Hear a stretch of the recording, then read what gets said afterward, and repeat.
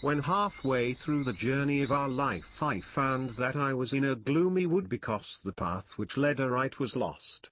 And how hard it is to say just what. This wild and rough and stubborn woodland was, the very thought of which renews my fear. So bitter tears, that death is a little worse. But of the good to treat which there I found, I'll speak of what I else discovered there.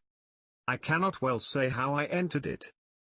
So full of slumber was I at the moment, when I forsook the pathway of the truth.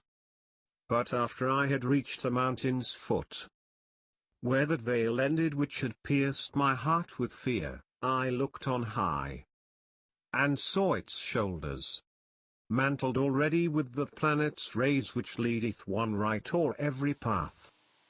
Then quieted a little was the fear, which in the lake depths of my heart had lasted throughout the night I passed so piteously. And even as he who, from the deep emerged with sorely troubled breath upon the shore, turns around, and gazes at the dangerous water, even so my mind, which still was fleeing on, turned back to look again upon the pass, which ne'er permitted anyone to live. When I had somewhat eased my weary body, o'er the lone slope I so resumed my way, that ere the lower was my steady foot. Then lo, not far from where the ascent began, a leopard which, exceeding light and swift, was covered over with a spotted hide, and from my presence did not move away, nay, rather, she so hindered my advance, that more than once I turned me to go back. Some time had now from early morn elapsed, and with those very stars the sun was rising, that in his escort were, when love divine in the beginning moved those beauteous things. I therefore had as cause for hoping well of that wild beast with gaily mottled skin, the hour of daytime and the year's sweet season.